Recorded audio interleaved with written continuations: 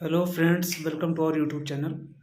आज पार्ट 3 है भारतीय अर्थव्यवस्था का, जिसमें सॉरी जिसमें आपको भारतीय अर्थव्यवस्था का जो पार्ट 3 है, इसमें आपको मनी के बारे में बताया जाएगा, मुद्रा के बारे में जो कि जो इम्पोर्टेंट थिंग्स हैं, उसके बाद बैंक के बारे में बताया जाएगा जो कि इम्पोर्टेंट इम्पोर्टेंट है। क्योंकि अभी टाइम उतना नहीं बचा है, फिर भी थोड़ा सा लेंदी तो हो ही रहा है क्योंकि आपको सारा सिलेबस इसमें कवर करना है और हम टू द पॉइंट चल रहे हैं। तो इसलिए इसी के साथ आप बनते चलिएगा, चाहे तो नोट्स बनाते चलिएगा या मैं इसका लास्ट में एक स्क्रीनशॉट डाल दूंगा आपके लिए, ठीक है? तो समझते चलिएगा। सबसे पहले बात करते हैं मनी, मुद्रा।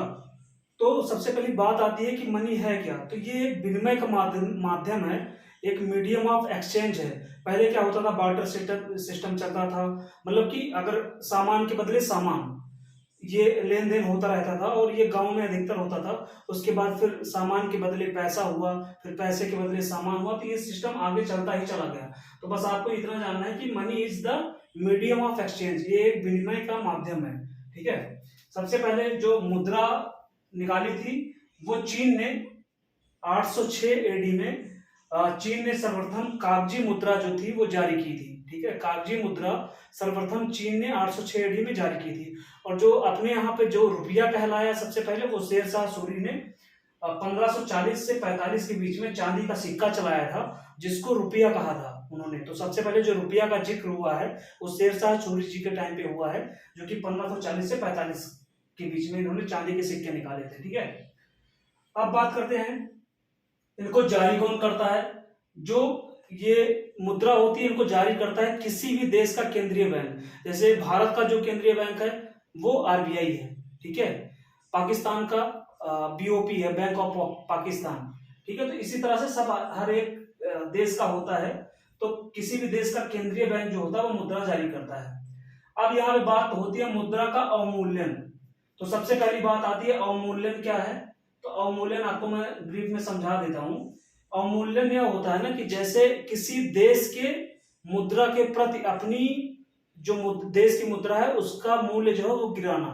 जैसे डॉलर के ज्यादा है, हमारा भारत का रुपया कम है, ठीक है। तो वो कई बार क्या होता है, अवमूल्यन का मतलब कि जब कई बार कर्जे में देश होता है या बहुत ज्यादा हमारे ऊपर कर्जे का बर्डन होता है, तो वो अपनी मुद्रा का अवमूल्यन कर देते हैं। तो इससे उनको फायदा ये मिलता है कि बहुत सारा जो है उधार भी मिल जाता है बाकी के देशों से, और बहुत सारे कर्जे माफ भी हो जाते हैं। और कई सारी चीजें ऐसी होती हैं जैसे महंगाई हो गई, और जो उनका इंटरनल सिस्टम होता है देश का, वो भी थोड़ा सा सुधर जाता है उसकी अपेक्षा, ठीक है।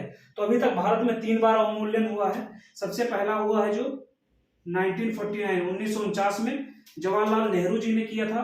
दूसरा हुआ था 1966 में लाल बहादुर शास्त्री जी ने किया था। तीसरा तो हुआ था 1991 में, जिसको सीवी चंद्रशेखर जी ने किया था। और यहाँ पे मूल्यांकन जो अवमूल्यन हुआ था वो 2 चरण में हुआ था चंद्रशेखर जी के टाइम पे, ठीक है। अब नेक्स्ट आते हैं आरबीआई। भारत का जो केंद्रीय बैंक है वो है आरबीआई, ठीक है। सॉरी, तो रिजर्व बैंक ऑफ इंडिया, इसकी स्थापना जो हुई है वो सबसे पहले इसकी स्थापना की जो सलाह दिया था वो हिल्टन यंग समिति ने दिया था, या उसको रॉयल कमीशन भी बोलते हैं। तो सबसे पहले उन्होंने इसके गठन का सलाह दिया था, ठीक है। तो उनकी सलाह पे, उनकी जो समिति बनाई गई थी उस समिति की सलाह पे हिल्टन यंग समिति या रॉयल कमीशन, इसकी सलाह पे आरबीआई एक्ट 1934 के तहत इसकी स्थापना जो हुई वो 1 अप्रैल 1935 को हुई, ठीक है। इसका जो हेडक्वार्टर है वो मुंबई है। और सबसे पहला जो नोट इन्होंने जारी किया था वो 5 रुपए का जारी किया था आरबीआई ने, ठीक है। अब इसमें थोड़ा सा फैक्ट पढ़ेंगे, जैसे कि महात्मा गांधी जी की तस्वीर कब आई, तो 1996 में सबसे पहले जो तस्वीर आई वो महात्मा गांधी जी की, वो 1996 में आरबीआई ने नोट पे जारी किया, ठीक है। वो भी नोट कौन कौन से थे, एक नोट था आपका 10 रुपए का, एक 500 रुपए का, जिसपे जारी हुई थी। दूसरा आता है जो आपका भारतीय मुद्रा का चिन्ह है, वो सिंबल बनता है ना रोमन लिप वाला और आर, तो वो जो है 2010 में अपनाया गया था, ठीक है। उसके बाद अब बात करते हैं जो मेन है, अधिकतर पूछा जा रहा है बहुत सारे एग्जाम में, तो नोटबंदी। तो इसमें आप देखेंगे भारत में नोटबंदी जो हुई थी वो 3 बार हुई है। ठीक है, भारत में नोटबंदी जो हुई है वो 3 बार हुई है। पहली बार 12 अगस्त 1946 को हुआ है, दूसरी बार 16 जनवरी 1978 को हुआ है, और तीसरी बार 8 नवंबर 2016 को हुआ है। ठीक है, तो ये आप लोग ध्यान रखिएगा कि पहली बार 12 अगस्त 1946, दूसरी बार 16 जनवरी 1978 और तीसरी बार 8 नवंबर 2016। 3 बार अभी तक नोटबंदी हो चुकी है भारत में। दूसरी अब बात करें मुद्रा के प्रकार, तो इसका एक बस ओवरव्यू आपको दूंगा मैं यहाँ पे, इतना वो इंपॉर्टेंट नहीं है, बस एक जानकारी के लिए। 4 प्रकार की मुद्राएं अभी तक हैं जो कि एक एग्जिस्टिंग उसमें है। तो सबसे पहला है जो हार्ड करेंसी, जिसको सख्त मुद्रा कहते हैं। दूसरा है सॉफ्ट करेंसी, जिसको मुलायम मुद्रा कहते हैं। तीसरा है हॉट करेंसी, ठीक है, जो सबसे ज्यादा चलन में है, मतलब सबसे ज्यादा वैल्यू जिसकी है वो है हॉट करेंसी, जैसे डॉलर जो यूएस में चलता है, ये विकसित देश यूज करते हैं। हार्ड करेंसी जो है ये भी विकसित देश यूज करते हैं, इसमें डिमांड ज्यादा होती है सप्लाई के कंपैरिजन में। ठीक है, सॉफ्ट करेंसी जो होती है इसमें डिमांड कम होती है सप्लाई के कंपैरिजन में, ये विकासशील देश यूज करते हैं। हॉट करेंसी जो होती है ये भी विकसित देश यूज करते हैं, जैसे डॉलर हो गया आपका, ठीक है, यूरो हो गया, कतर हो गया। ठीक है, फिर बात करते हैं प्लास्टिक करेंसी की। प्लास्टिक में जैसे आपका क्रेडिट कार्ड हो गया, डेबिट कार्ड हो गया, स्मार्ट कार्ड हो गया, ये सारे आ जाते हैं। ठीक है, तो ये बात हो गई मुद्रा की। अब बात करते हैं बैंकों का राष्ट्रीयकरण या बैंक के बारे में। तो जो बैंक वर्ड है ना, ये इटालियन वर्ड बेंच से लिया गया है। ठीक है, बैंक का मतलब होता है अधिकोष हिंदी में। ये स्टार्ट कहां से हुआ, बैंक का जो प्रोसेस है वो इटली में से स्टार्ट हुआ था। ठीक है, और सबसे पहला जो आधुनिक बैंक था दुनिया का वो 1157 ईस्वी में बैंक ऑफ वेनिस नाम से इटली में खुला हुआ था। ठीक है, वेनिस सिटी भी है वहां पे। तो बैंक ऑफ वेनिस सबसे पहला, विश्व का पहला आधुनिक बैंक था, 1157 में खुला था। भारत में जो पहला बैंक था वो था बैंक ऑफ हिंदुस्तान, वो 1770 में खुला हुआ था।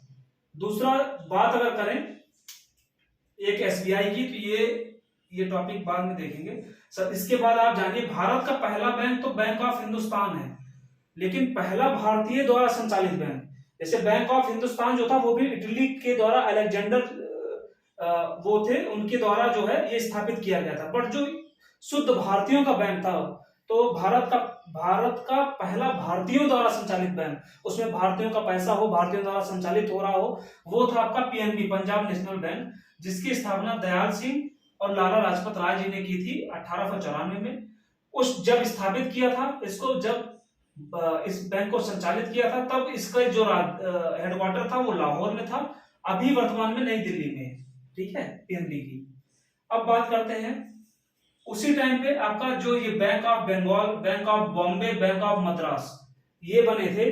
बैंक ऑफ बंगाल जो बना था वो 1806 में बना था, बॉम्बे जो बना था वो 1840 में बना था, और मद्रास जो था वो 43 में बना था, 1843। इन तीनों को मर्ज किया जाता है 1921 में, इंपीरियल बैंक ऑफ इंडिया के नाम से इनको मर्ज कर दिया जाता है 1921 में। क्यों मर्ज किया जाता है, प्रथम विश्व युद्ध के बाद इनको जो है मर्ज कर दिया जाता है एक बैंक में। ठीक है, और वही आगे चल के 1 जुलाई 1955 को एसबीआई के नाम से जाना जाता है, और इसका राष्ट्रीयकरण किया जाता है एसबीआई के नाम से, स्टेट बैंक ऑफ इंडिया। 1 जुलाई 1955 को स्टेट बैंक ऑफ इंडिया का राष्ट्रीयकरण किया जाता है। ठीक है, ये हो गया। अब बैंकों का अभी तक जो राष्ट्रीयकरण हुआ है, वो जो सबसे पहले हुआ था वो 2 चरणों में हुआ था। एक तो 19 जुलाई 1969 को हुआ था, जिसमें 14 बैंकों का राष्ट्रीयकरण हुआ था, और इस समय पीएम जो थी वो इंदिरा गांधी जी थी। दूसरी बार जो हुआ था वो 15 अप्रैल 1980 को हुआ था, और उसमें 6 बैंकों का राष्ट्रीयकरण हुआ था, उस समय भी पीएम इंदिरा गांधी जी थी। तो आप ये मान लीजिए कि 69 और 80 में सिर्फ 11 साल का गैप है। ठीक है, तो 69 में जो है 14 बैंक का हुआ था, और 80 में जाके फिर 6 बैंक का हुआ था राष्ट्रीयकरण। तो ये हो गया। वर्तमान में जो राष्ट्रीयकृत बैंकों की संख्या है वो है टोटल 12। अगर एसबीआई को आप छोड़ देते हैं तो 11 बैंक सरकारी इस टाइम पे हैं। तो टोटल अगर पूछेगा राष्ट्रीयकृत बैंकों की संख्या तो 12 है, लेकिन अगर सार्वजनिक बैंक छोड़ के, सार्वजनिक क्षेत्र का सबसे बड़ा बैंक छोड़ के पूछता है तो 11 है। अब यहाँ पे देख सकते हैं ऐसे भी क्वेश्चन बन रहे हैं, वर्तमान में सबसे बड़ा सार्वजनिक क्षेत्र का बैंक के कौन सा है भारत में, SBI, state bank of India, जिसका हेडक्वार्टर मुंबई है। ठीक है, तो सबसे बड़ा सार्वजनिक क्षेत्र का बैंक एसबीआई है, और टोटल राष्ट्रीयकृत बैंकों की संख्या 12 है। इस टाइम पे। तो जो 12 सरकारी बैंक है उनके मुख्यालय, और वो आपको बताता हूं मैं। सबसे पहले आपको जानना है कि जिसके एंड में बैंक ऑफ इंडिया लगा होगा वो उसका मुख्यालय मुंबई होगा, वो चाहे कोई भी बैंक हो। State bank of India, union bank of India, bank of India, central bank of India, तो जिनके लास्ट में बैंक ऑफ इंडिया है उनका सबका जो है हेडक्वार्टर मुंबई होगा। ठीक है, ये ठीक है। दूसरा, जिनके में स्टार्टिंग में पंजाब लगा हुआ उनका हेडक्वार्टर न्यू दिल्ली होगा। जैसे पंजाब नेशनल बैंक, दूसरा पंजाब एंड सिंध बैंक, इन दोनों का न्यू दिल्ली होगा। ठीक है, तो दूसरी बात करते हैं जिसमें इंडियन लगा होगा स्टार्टिंग में, इंडियन बैंक या इंडियन ओवरसीज बैंक, उनका चेन्नई में होगा। ठीक है, इंडियन एक्सप्रेस मूवी आई थी ना, तो वही मतलब चेन्नई एक्सप्रेस के हिसाब से इंडियन एक्सप्रेस आप रख लो इसका। तो चेन्नई एक्सप्रेस में इंडियन बैंक और इंडियन ओवरसीज बैंक आप याद कर सकते हो। दूसरी कुछ जिसके अलग है थोड़ा, कैनरा बेंगलोर में। ठीक है, कर्नाटका कैनरा, इससे आप याद कर सकते हो, इसका हेडक्वार्टर है बेंगलोर में। यूको बैंक ये है कोलकाता में। ठीक है, यूको बैंक, यूको में लास्ट में ये को का प्रोनाउंसिएशन और स्टार्टिंग में कोलकाता का को का प्रोनाउंसिएशन सेम है, तो आप यहाँ पे याद कर सकते हो यूको को कोलकाता। ठीक है, तो यहां से याद हो जाएगा आपको। बैंक ऑफ महाराष्ट्र जो है ये पुणे में है, ये आपको इजीली याद हो जाएगा कि महाराष्ट्र का जो है पुणे बहुत ही अच्छा शहर माना जाता है। तो बैंक ऑफ महाराष्ट्र जो है आपका पुणे में है इसका हेडक्वार्टर। बैंक ऑफ बड़ौदा आपका गुजरात में है, क्योंकि बड़ौदा आप जानते हैं गुजरात में ही है। ठीक है, दूसरी सबसे इंपॉर्टेंट बात जो है, ये एग्जाम में बहुत बार पूछा गया है, आप यूपी SSC का एग्जाम उठा लो, यूपी पुलिस का एग्जाम उठा लो, सारे में ये एग्जाम हर एक बार नहीं कई बार आया है कि ₹1 का नोट कौन जारी करता है, किसके हस्ताक्षर होते हैं उस पे। तो आपको बता दो, ₹1 का नोट और सभी सिक्के भारत सरकार के वित्त मंत्रालय द्वारा जारी होते हैं, जिनमें वित्त सचिव का सिग्नेचर होता है। यह आप ध्यान रखिएगा, सिर्फ ₹1 के नोट, ₹1 के नोट और सभी जो हस्ताक्षर होता है वो ₹1 के नोट पे होता है। बाकी जितनी भी नोट हैं सब पे आरबीआई के गवर्नर का हस्ताक्षर होता है, लेकिन सिर्फ ₹1 का नोट ऐसा है जिसपे वित्त सचिव का हस्ताक्षर होता है, और बाकी सभी सिक्के भी वित्त मंत्रालय के द्वारा जारी किए जाते हैं। जो आरबीआई गवर्नर है इनके बारे में थोड़ा जान लीजिए। जो सबसे पहले गवर्नर थे सर ऑसबोर्न स्मिथ थे, जो सबसे पहले भारतीय गवर्नर थे इसके, और थर्ड एंड भारतीय पहले भारतीय गवर्नर वो थे CD देशमुख जी। करंट में जो है वो शक्तिकांत दास जी हैं, जो कि 25वें नंबर पे हैं। ठीक है, तो ये रही आज की बैंक की जानकारी। तो कल आपको जो है मुद्रा के बारे में बताया जाएगा थोड़ा सा। और सबसे बड़ी बात जो है इसमें जो एक अभी इंपॉर्टेंट है वो है आपका GST। ठीक है, और कुछ आपके जैसे हो गए ये मॉनेटरी पॉलिसी आपकी इंपॉर्टेंट है, उसमें ज्यादा कुछ नहीं इंपॉर्टेंट है, बस ये आपको देखना है बैंक रेट कितना है, रेपो रेट कितना है, रिवर्स रेपो रेट कितना है, और तो ये सब जरूरी है क्योंकि ये एग्जाम में डायरेक्टली पूछा जाता है। तो इसके लिए जो है नेक्स्ट लेक्चर में उसको मैं कंप्लीट करा दूंगा, जिसमें आपका GST भी रहेगा, ये भी रहेगा, बजट भी रहेगा। ठीक है, तो जो मेन टॉपिक है वो नेक्स्ट क्लास में खत्म हो जाएंगी। और इकोनॉमिक्स की अगर करंट से रिलेटेड एक भी क्लास लूंगा जिसमें बजट और इकोनॉमिक्स भी रहेगा, तो उसके बाद की नेक्स्ट क्लास होगी, नहीं तो अगले क्लास में जो है इकोनॉमिक आपका खत्म हो जाएगा। इसके बाद पॉलिटी स्टार्ट करूंगा, जिसमें मेन टॉपिक आपको पढ़ाऊंगा। और जैसा आप लोगों को कमेंट आएगा, ज्योग्राफी हो गया, पॉलिटी हो गया, हिस्ट्री हो गया, या अदर स्टैटिक जीके के पार्ट हो गए, अगर आप जो आपको कहेंगे वो स्टार्ट करूंगा, नहीं तो मैं पॉलिटी स्टार्ट करूंगा। ठीक है, तो okay, good night, thank you.